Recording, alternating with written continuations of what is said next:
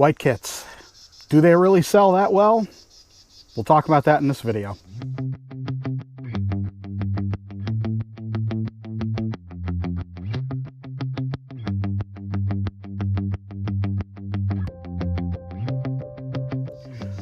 Morning, everybody. So today we're talking about white kits. There's a popular misconception, as far as I'm concerned, that several things. That white kits are cheaper to make and that they sell as well as painted kits. Basically, from my experience, both of these things are false. The companies that I've worked for, I have two examples here. Two very specific examples. One for SCX and one for Carrera. So we made the COT body years ago when I worked for SCX, and we made it, obviously, as you can see here, as this just a body and interior, and there's antennas in there as well. There was no chassis that we sold for this at that time. That also predated anyone doing 3D printing, so this was truly a kit that you would paint and put it on your existing chassis. That was really the only option. These sold really, really well. We had a very limited number of these made. Well, limited. There was about 500 of these made. They sold out within a few weeks in the US. I'm pretty sure all of them came to the US, and like I said, they sold out really, really fast. Another example is the Carrera car that you see here. So this car was the COT. It's the Dodge. It says it's on a Dodge body base, so it probably is still. This sample I got years ago when I did an event for Miller at Watkins Glen. Anyway, so this car, I don't know the exact production numbers on it, but I believe, again, all of these came to the US. And this was a complete car. The retail on this was, you know, the standard retail of a car. So it would have been probably about $50 because it's a digital car. The retail on this one was, I think, about $12 or $13 here in the US. So this car, yes, it's a lot more expensive, but it's a complete running car. There's a motor in there, digital chip in there. You just have to paint it if you wanted to, or number it, and you could go racing. So these sold extremely poorly. When I think we would have done, or they would have done, an entire production run of them, meaning that, you know, we would have had to take a normal run of these cars, which is a lot of cars. The last few dozen of these, we had to steeply discount here in the US. They just simply didn't sell very well. So it's not quite an apples to apples comparison, but basically you have two kind of case studies here that one sold well, one we really couldn't get rid of, and this was a complete car, as I said. So this is kind of common knowledge about white kits not selling very well in the business.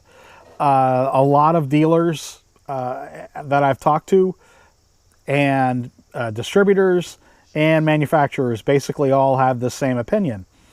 The cost of making a car that like the car that you see here, it's on a base, it's assembled, or even if it's not assembled, when you do, well, for this for example, the cost of this to make would have been the same as a painted car, essentially the same.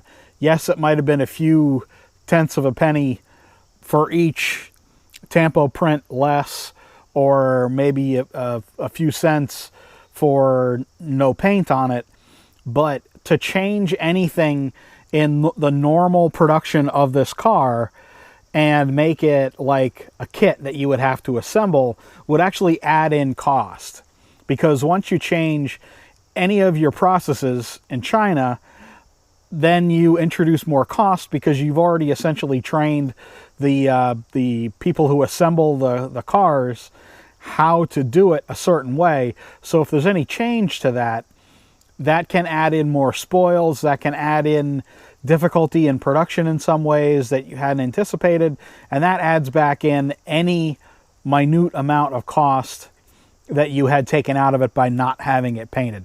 Furthermore, because this was a licensed car, and I believe this would have been licensed too, the cost of these is the same that you are essentially charged by the people that you do the license with. So the fact that it isn't painted doesn't mean that it's any less costly for the manufacturer to make.